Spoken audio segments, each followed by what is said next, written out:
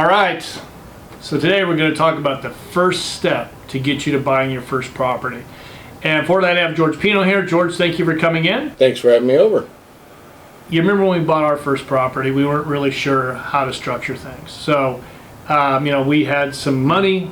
We wanted to go out and find debt. I believe we just went to a mortgage broker. Absolutely. We're kind of flying by the seat of our pants there for a little bit. Well, we just didn't know any better. So there's a lot more options out there that you folks should really take a look at. There's obviously the route that we went. You've got your money, you got your down payment, you go out and get a mortgage broker and, find the best deal you can get.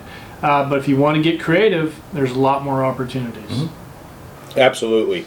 There's definitely different types of opportunities that you can get for financing the property. Obviously, they're not most common, but one of the ways is just pay cash. But most people don't have cash. Okay, at least not that That'd be much. a problem I'd like to have. And also, right now with debt being so low, it may be a better opportunity for you to finance the property, leverage it up, conservatively speaking, or enough so you're not worried during downtimes of making the mortgage payments. But at the same time, I think everyone should have a debt strategy in place, especially with commercial financing. There's so many different opportunities and options, whether it's agency financing, seller financing, hard money loans. And I think the idea is you want to really get into finding the right loan that meets your goals and what you're trying to accomplish. Meaning, there's no sense in getting agency financing that with 30-year amortization with a low interest rate that you might be paying some additional points for up front and some other stuff to lock that in. If you're only going to be holding on to the property, the goal is for a year. You might be better off served by either getting, if you can, seller financing with interest only, or an interest-only loan that might be a hard money, so you may be paying a little bit more in interest, but you're paying less in the cash flow stream of things as you're repositioning the property, which will then increase your returns. Okay, let's talk about hard money, because I'm afraid a lot of people are going to hear hard money and they're going to run out and do it. You guys really need to have an understanding of what hard money is. Yeah. It's not just a high interest rate. I don't know what the average on the interest rates are now, but it'll still be pretty high. Yeah. Generally speaking, right now what we're seeing, they're about an 8-9% interest rate, but they also charge points up front. Yeah. So that can be anywhere from 2 to 4 points. So that gets added on top of your interest rate. But and if it's only a 1-year loan, typically hard money loans are shorter terms, 1-2 years interest only with a big balloon payment at the end of that. So you want to make sure that you're going to be able to Meet that reposition. meet the goal, but reposition the property so that you then qualify for the financing. The other thing, and refi them out. and refinance them out, or sell it. Yes, and the other option also is that something to consider. A lot of hard money loans are there for quick closings, allowing you to acquire the property quickly with the expectation that you're going to roll out and refinance out later. So it may beef up your offer, but they only a lot of times like to mitigate the risk.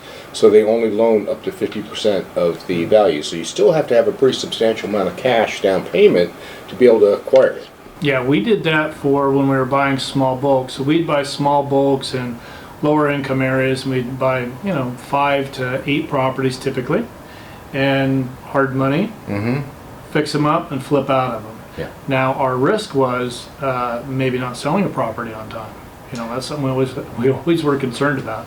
There's a few sleepless nights there. Yeah, especially if the market changes and something happens and it's a big crash. So you want to have secondary plans like what are the goals? What am I going to do? If I can't sell this because the market crashed, am I at least going to be able to refinance it based upon the current debt service coverage ratios? Because that's even in the market crash, the loans are still there. So you want to make sure that you have other exit strategies if you're going to take on a high risk short-term loan like that. Exactly. All right, let's talk about how to approach a landlord with seller financing. Absolutely. This was very common, especially, and I'm going to date myself, and I think we have in the 70s. the gray hair might be a giveaway. The gray hair might be a giveaway. But, when interest rates were in the teens, Oh yeah. everybody was talking about its terms. Terms are what matter. It's not the price, it's the terms. Because you're paying so much in interest. Yeah. So if you can get a seller financing, it's okay to overpay for a little bit of the property. At least that was the thought process. If you're getting financing that's at half the interest rate of what the other lenders out there, the conventional lenders, are charging. So, the idea of seller financing is that you're able to go in with less money down in theory. Okay, that's really the only reason to get seller financing for the most part, because most sellers are not going to do a 30-year amortized loan. Again, kind of like the hard money loans, they're going to want to know when they get out, and it's going to be a shorter time frame, typically 2-3 years, and very much structured like a hard money loan. A lot of them are interest only, so it cuts down on your payments, but at the same time, they typically will, if you can get a seller to do a seller carryback or seller financing, then typically they're looking for 20-25% down. So you can put less down than on a hard money loan, which allows you to acquire more properties then. But the owner might want a little higher interest. Oh, no. Absolutely. The owner's going to want higher interest than what the institutional lenders are offering. So, you have your institutional lenders, which are your banks, insurance companies, and a couple others as well. But when you look at those institutional lenders on the agency financing, the bank financing, and the insurance, each one has different interest rates, and they're typically a lot lower because they're really vetting out the process. They're going through it. They're taking their time, full appraisals, things like that. So, the benefits of having a seller financing and hard money is, typically speaking, they don't do a full appraisal. It can be done very quickly. A typical appraisal takes 3 weeks to do nowadays. Yeah. I've had hard money lenders do theirs, basically a drive-by appraisal in 2 days. That's because you're putting so much down. And closing a week. You're putting a lot down, absolutely. So it's a little bit safer. They can be off a little bit. Sure. Seller financing, they're not going to ask for an appraiser. The seller's not going to. So it's his property. He's aware of it. So you want to do that. Only caveat with seller financing is you have to make sure that the seller is in a position to finance it. Yeah. So, meaning if the seller has a loan on the property, he may not be able to give you the financing, in that aspect. Some people have tried to go around that, where they kind of do a more of a wrap, where they keep the loan in place and the buyer pays for it. High risk, because technically in default of the loan, and the lender can call it due. Yeah. So, but also, I think is if you're really going to pitch your landlord or the property owner about carrying the money, you want to have a business plan together. If you're going to be paying interest only, what are you going to do with that extra money? You want to show them how you plan on either upgrading the property, just your plan with the property. So if you're going to approach it with a plan in place, and that's going to help you with your success rate. Now, just going back to a mortgage broker, I mean, just referrals from friends. Well, I like mortgage brokers because they give you the opportunity. Banks will show you what loans that the bank has. Mortgage brokers will typically be able to offer you additional financing, not just from the institutional larger banks that are out there, but also credit unions and some smaller local regional banks that may want to give a better interest rate because they know the market better than, say, a Wells Fargo or a B of A kind of thing. So, with that in mind, I like to use the mortgage brokers just to feel and see them. Now, who we use is just as important, just like any loan, especially in commercial real estate. You want to make sure that you get a mortgage broker or a lender, a bank, that actually specializes in the type of loan. Meaning, I have clients that might be buying multifamily assets. I send them to a specific lender for that multifamily asset because that's what they do. That's their wheelhouse. I know that they can do both conventional financing, agency financing, or local financing, and put it all in place, or bridge financing, which we haven't even talked about, and I can go into that a little bit, bridge and convertible financing. So I like to use those brokers.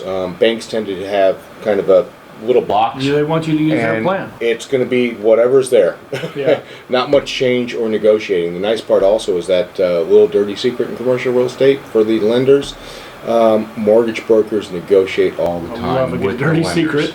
Okay, just because in residential real estate, when they quote you a interest rate that is typically the bank's interest rate, you can't modify it, negotiate it, do it. Right. Commercial, you can actually go back and say, I'm not quite sure about that 3.9. Maybe I'll do 3.75, and it's a negotiation. Open it up.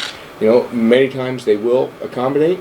Sometimes they won't, but right. It doesn't hurt to ask, and you can actually save thousands of dollars just by a simple question. Another thing, make sure you vet out the mortgage broker you choose, because some of them charge extra fees. Yeah. You know the Well, fee structure. Some of them do charge extra fees, and that's something to really understand with commercial financing. Almost every commercial lender is going to ask you to tie in and lock in with them. They will typically ask anywhere from $7,500 to $10,000 deposit, and that's to pay for all the third-party costs, such as the appraiser, the survey if it's needed, the environmental, the legal fees. The buyers pay for the lender's legal fees. Right. So that's all part of that deposit. And that's also why they ask for the deposit, because they're incurring a lot of this work and ordering a lot of these reports on your behalf. And they need to make sure that there's enough funds to pay the third parties. Yep. All right. So you brought up bridge financing, mezzanine financing. Let's talk about that. Absolutely. So bridge financing is kind of a little bit what it sounds like. It's bridging the gap of being able to close the transaction. Right. We have most commonly used in either a value add opportunity that may need a lot of capital expenditures. Maybe a property may not quite meet code regulations. In fact, I recently sold a property earlier this year that the buyer, who I didn't represent, I represented the owner of the building. The buyer went out and they could not get any financing at all on the property because it was located in Los Angeles and the earthquake retrofitting had not been completed. And not just that, but tagged by the city because it's now in violation. Yeah. So none of the lenders the buyer spoke to or the buyer's agent knew could do this deal. Right. I picked up the phone, called my trusty mortgage broker, who I've used many times, including on some personal deals. You can give him a pitch here if you like. BMC Capital, Keith Van Arsdale, wonderful group of people. Yeah, Keith is good.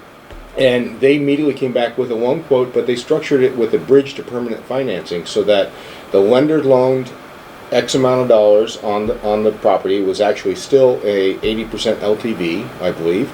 In addition to that, they set aside a loan amount that was for the capital expenditures for the earthquake retrofitting, and then there were some units that also needed to be remodeled to raise the rents that were vacant. So they built all of that into it, a few $100,000 extra. Once that was completed, they then restructure the loan. It converts into a permanent loan, so convertible debt, so it's bridged to permanent, and they have permanent financing in place. And we were able to get this closed all within 35 days. And this is again, that comes down to the people. Comes down to the people. Yeah, have you helping you? Yeah, no. The other broker, who's a multifamily broker in Los Angeles, as well as the buyer, who was a financial advisor, could not arrange the financing. So it's really, and honestly, I probably couldn't have if I didn't know Keith. Right. So, but we have a nice, stable you're paying brokers. Keith at this point, aren't you? Well, probably worth it. All right, so how expensive is that bridge financing? It's not cheap. It's not necessarily cheap. It adds a little bit of extra cost. It was a couple points extra to arrange all of this in this price range. $30,000-$40,000 additional cost, but he was able to get higher leverage, and also in addition to that, he was able to finance through the leverage all the capital improvements. So all the capital improvements that he was going to pay for himself, which was about $300,000 or so, right. Instead he only had to put down 20% of that, $60,000, and they financed the balance. Brilliant. So even though he's paying a little bit extra in points, he's not using all his cash. So on a cash on cash basis, the returns are that much better. Very smart. All right, what did we miss? Did we miss anything? No, I mean, we touched on everything, didn't we? Yeah, we touched on everything, I think. The other option is your friends Peter and Paul. Don't rob them to pay for the property. Trust me, it catches up. But other it's than that, not worth it. If you don't have enough money right now, don't go to the nearest. Well, I think that's actually is probably the best tip that you can give somebody is that, don't over leverage. Yeah. Don't. You just chasing force your the tail. deal to make it happen and put yourself at risk of losing everything. Yeah. I mean, granted, higher risk, higher rewards, but at the same time, when you're just starting off, you want to make sure that what you're doing is going to be a home run. So you want to look at it ahead of time, how you're going to structure it, Patience. what's your exit, and then get the right property that fits what you can afford at Your- the time. Your plan you started out. Absolutely. So, very great advice. All right, George, thank you for coming in. Guys, thank you for tuning in this week. If you haven't done so, please make sure you subscribe and hit that like button.